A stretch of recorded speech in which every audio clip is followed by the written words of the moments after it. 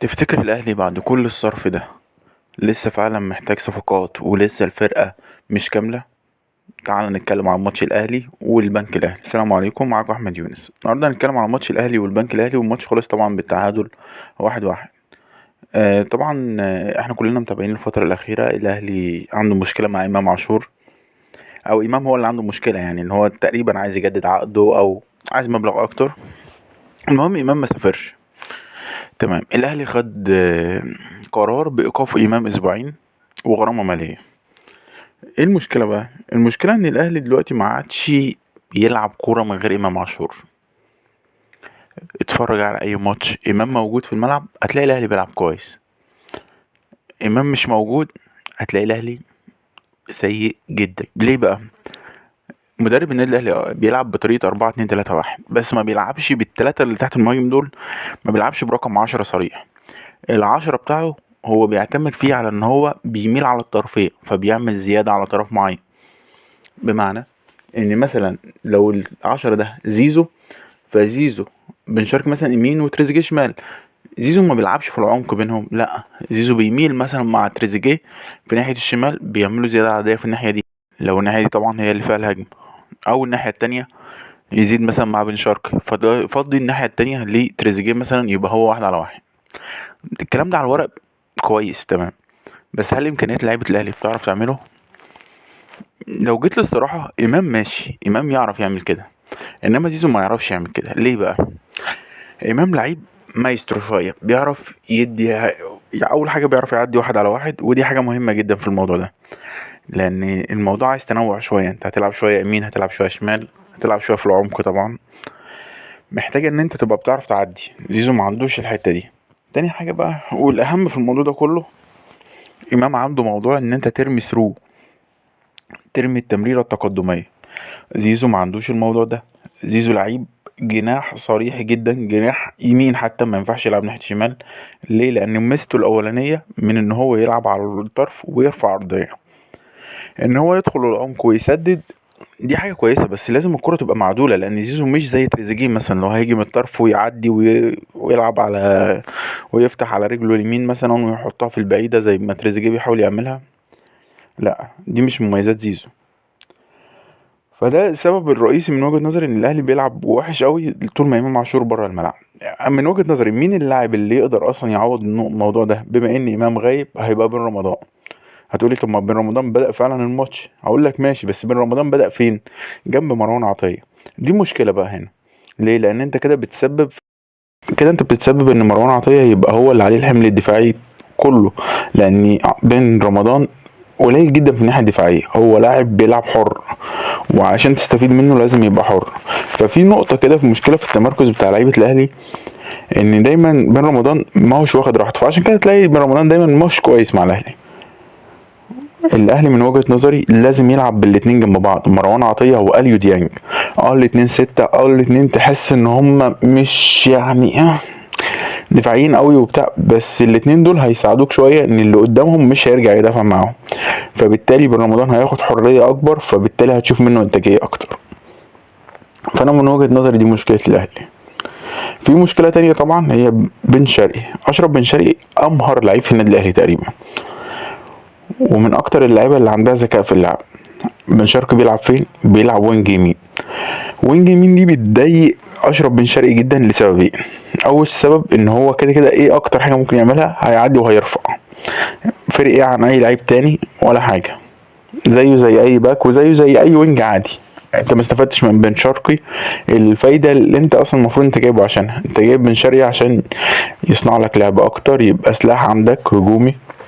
ده المفروض اللي انت عايز فيه اشرف بن شرقي، ان هو بيدخل كمهاجم تاني، بيلعب بالهيد كويس، بيشوط بيمينه وبشماله كويس. دي المفروض الحاجات اللي انت عايزها من اشرف. بيعمل سيروهات، راجل حريف اصلا. المكان الاساسي لاشرف بن شرقي هو ان هو يلعب وينج ليفت، ويكون بيدخل لجوه، ما يكونش حتى ماسك الخط دايما، لا، يكون الهدف دايما ان هو يدخل كمهاجم تاني. نفس الفكره اللي كان بيعملها زمان مؤمن زكريا وكهربا، وينج ليفت وبيدخل كمهاجم، مع ان بن شرقي امهر بالكره على الارض يعني. طيب طبعا انت طبعا لوجود تريزيجيه فانت مضطر غصب عنك ان انت ما تلعبش بن شرقي في المكان ده. ايه بقى النقطة التانية اللي بتسبب فيها ان بن شرقي يبقى وينج يمين ديت تبقى مشكلة ليهم؟ ان بن شرقي ما بيعرفش يدافع. وبن شرقي مشكلته بقى مش ان هو ما بيرجعش، لا بن شرقي بيرجع بس ما بيكملش الدفاع. بن شرقي عند وقت معين بيبقى راجع عادي ومعاه المان بتاعه والدنيا تمام، فجأة بيقف وبينتهي كده ان هو خلاص بيتفرج على الهجمه زي اي حد بيتفرج من التلفزيون، بيقف. المشكله دي مشكله يعني، هو لو ما رجعش احسن، لان لو ما رجعش هيرجع واحد زميله يغطي عليه وخلاص مش مشكله. انما ان هو موجود فزمايله بتبقى معتمد عليه في الدفاع، ففجاه هوب بتلاقي اللعيب فاضى، بقت هجمه خطيره عليك. ده بالنسبه للاهلي. بالنسبه بقى للبنك الاهلي، حقيقي يعني ايمن الرمادي مدرب يا جماعه يعتبر من احسن المدربين في مصر حاليا.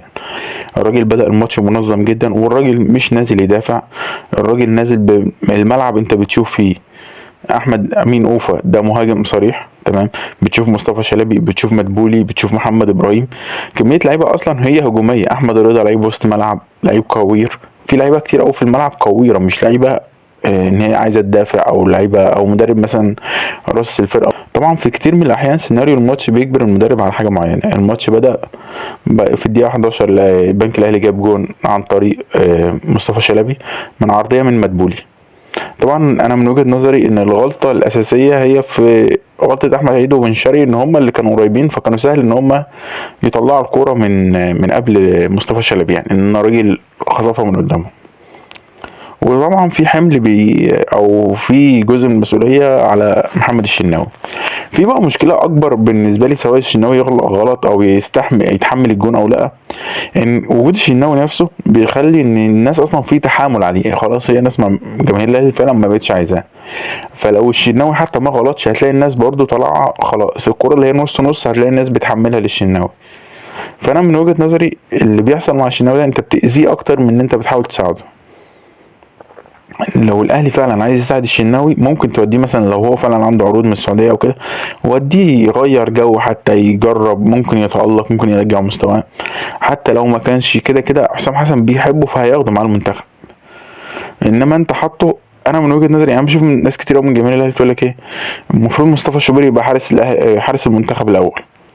لو انت مدرب المنتخب ده حد غير حسام حسن مش هياخد اصلا مصطفى شوبير معاه، او على الاقل خالص هيطلب منه ان هو مثلا يطلع من الاهلي، او هيتكلم معاهم ان هو، ما انا ازاي هاخد 2 حراس من نفس النادي؟ دي مش منطقيه يا جماعه. وما فيش حاجه اسمها ان الحراس بتبدل مع بعض وبتاع، لا هما بيبقى في حارس اول وحارس تاني. حارس بيلعب الماتشات الكبيره مثلا في الدوري وافريقيا مثلا، وحارس بيلعب الكاس اللي هي الماتشات الاقل. انما هو عشان يبدلوا الاتنين مع بعض صعبه جدا، صعبه جدا. وواضح فعلا ان الجماهير مش حابه الشناوي، خلاص الجماهير بدات تتقفل منه وبدات فعلا يعني تتحامل عليه بمعنى اصح. طبعا الهدف الاول مصطفى شلبي قطع كويس قوي من قدام من شرقي ومن قدام احمد عيد، واحتفل طبعا بالقوس والسهم، تحيه لنادي الزمالك. والصراحه راجل محترم جدا يعني، ما شفناش منه غير كل خير يعني. بعد كده البنك الاهلي كان ليه هجمه كمان اللي احمد رمضان بيكام مطلعها من على خط المرمى. وهنا بقى نتكلم عن خط دفاع النادي الاهلي. جماعة يعني انا شفت بوست قبل الماتش قال لك والله ده عامل زي ابوه كده ما يعمل الباسورد بتاعه علامة صح، وهو كده مفكر بقى ان هو ايه خلاص يعني كده ده الامان بقى بتاع التليفون. يعني انت بتتكلم في احمد عيد، بتتكلم في بيكهام، ياسين مرعي، كوكا. بصراحة الاربعة انت لو شفتهم مثلا في سيراميكا او في البنك الاهلي او في انبي او المقاولين العرب، حاسس ان هم ايه عادي، هو ده ماشي كنت تمام مش مشكله. لا مش مدافعين اهلي يعني، فاهم قصدي؟ مش ده الفكره، ان انت مش دول مستوى الاهلي بصراحه، ومش مستوى الاهلي في وقت اصلا الاهلي بيصرف فعلا فيه كتير، فانت ما عندكش مشكله ماديه مثلا فانت مضطر زي الزمالك مثلا، لا انت معاك انك تشتري، بس انت بتشتري في لعيبه ضعيفه جدا يعني. احمد رمضان بيكهام اصلا اللي هو المفروض ميزته ان انت، او الكلام بيتقال ان هو جيد بالكوره، هو اصلا في اول الماتش غلط كورتين في الخروج بالكوره كان هيلبس الاهلي جوان اصلا، فازاي طيب؟ وفي حاجه كوميديه جدا تورو بيعملها في اول الشوط الثاني، ان هو ادى ياسين مرعي بقى هو المدافع اليمين وبيكهام بقى هو المدافع الشمال. بالذمه ده كلام يعني، انت عكستهم اصلا جوه الملعب. انت اصلا كده ضيقت الملعب اكتر، وزودت احتمال ان هم يغلطوا اكتر، لان هيبقى الرجل اللي هو بيلعب بيها جوه الملعب اصلا. ودي في الدفاع حاجه خطر جدا، لان هم ما عندهمش مهاره المهاجمين، ولا عندهم المساحه او المساحه للخطا يعني زي المهاجمين. ده لو غلط هتروح بجون يعني. فبصراحه كانت حاجه غريبه جدا، وهو تداركها بعد كده على طول. خلص الشوط الاول من الاهلي ماسك كوره، بس كل الخطوره كانت من البنك الاهلي. فرقه منظمه جدا، تحيه زي ما قلنا ايمن الرمادي من اكتر الناس المحترمه جدا تدريبيا يعني في مصر.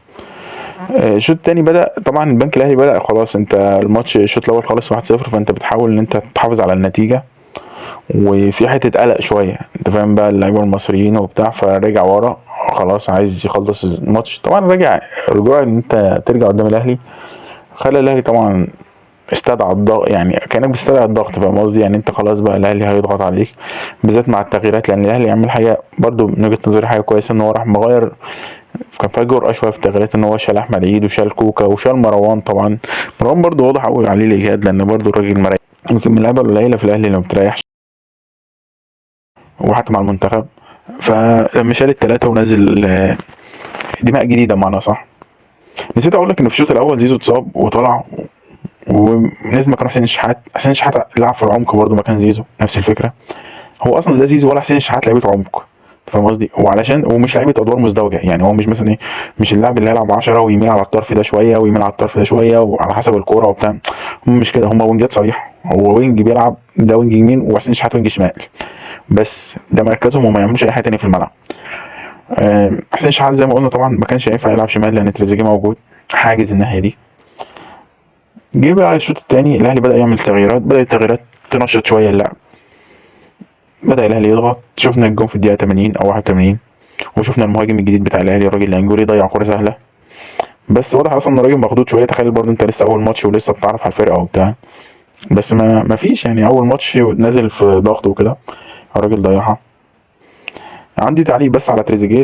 تريزيجيه الناس بتقول ان هو نجم الماتش ومن جانب النادي الاهلي يعني، وهو لما تبص لعيبه الاهلي ماشي يعني، الراجل اللي جاب الجون بس انا من وجهه نظري تريزيجيه اصلا من اسباب ان الاهلي ما بيلعبش كوره حلو. تريزيجيه كل كوره بياخدها وعايز يرقص واحد على واحد ويحطها ار2. الكوره دي بتيجي مره ومرات كتير قوي قدام منه، فبتتسبب ان انت هجماتك كلها بقت شكل واحد. الاهلي حتى في وقت كتير قوي ما بيمسكش كوره، لا هو خلاص مجرد ما تريزيجيه بياخد الكوره بيطلع يجري، انت فاهم، بيحاول يرقص، عدى بقى ما عداش هو وحظه، ولو عدى بيحاول يحطها ار2 في البعيده وخلاص. جربها مثلا بتاع 5 6 مرات، ما فيش غير هي مره واحده اللي جت فيها كويسه، اللي هي الكره اللي جت جوه. حتى الكره اللي اتشاطت في اتجاه الجون اللي على عبد العزيز البلعوطي طلعها ديت، انا شايف ان هي غلط منه اصلا، يعني غلط من البلعوطي ان هو صدها بطريقه وحشه قوي. انا كمان شايف ان عبد العزيز البلعوطي ده عندي تعليل عليه ان هو مش حارس كويس يعني، مش مستوى حتى متوسط يعني، لا هو اقل من المتوسط شويه. غير مثلا يعني عارف انت دايما لما الاهلي مثلا او الزمالك بيتعادلوا مع فرقه بتقول الحارس بتاعهم مثلا من نجوم الماتش على اساس ان الاهلي والزمالك عملوا هجمات كتير او كده. لا النهارده انت ما شفتش كلام من ده، انت شفت البلوطي اصلا كان في كور كتير قوي، كان متوتر وكده، بس الراجل ما اختبرش اختبارات كتير عشان يبان الموضوع ده. الراجل في كور كان بيبقى سهل ان هو يطلع يمسكها، مثلا كان بيضربها بالبوكس. من وجهه نظري ما حسيتش معاه يعني ان هو بالامان قوي يعني، حسيت ان هو لو كان ممكن مثلا الاهلي لو كان ضغط ولعب كور اكتر على الجون كان ممكن يسجل فيه اهداف. مستواه بصراحه ما عجبنيش. بس حقيقي يعني انت لما تبص لهجمات الاهلي هتلاقي ان مفيش مثلا كور على الجون كتير، يعني هي تقريبا كره الجون بس، الباقي كلها اتشاطت بره. بالنسبه للتسديدات اللي من بره اللي شفت كذا حد بيتكلم عليها، طب ما انت عندك البنك الاهلي في واحده مصطفى شلبي حطها في الشوط الاول ار2، عدت من جنب الاي، عندك واحده طلعت مع الخط. فانت بتتكلم ان هجمات البنك الاهلي اللي هو مش ماسك كوره، واللي تقريبا مر نص تمريرات الاهلي، لا وصل بهجمات على الجون اكتر بكتير قوي من الاهلي. بصراحه الماتش ده ناقوس خطر شويه من ناحيه طرق، ان الراجل فعلا في مشكله في تمركز اللعيبه زي ما قلنا بن رمضان. لعيب يلعب حر، ما يلعبش رقم 8 ولا 6، ما يلعبش على الدايره. بن شرقي هو وينج شمال، ما يلعبش وينج يمين وما يلعبش في اي مكان تاني، ممكن يلعب كمهاجم تاني ماشي يعني. ممكن عارف انت لو بدا الماتش عاكس مكان بن شرقي وزيزو، وان بن شرقي بقى هو المهاجم التاني وبقى هو اللي بيتحرك بحريه تحت المهاجم، كنت ممكن افهمها شويه، وزيزو يبقى جناح عادي.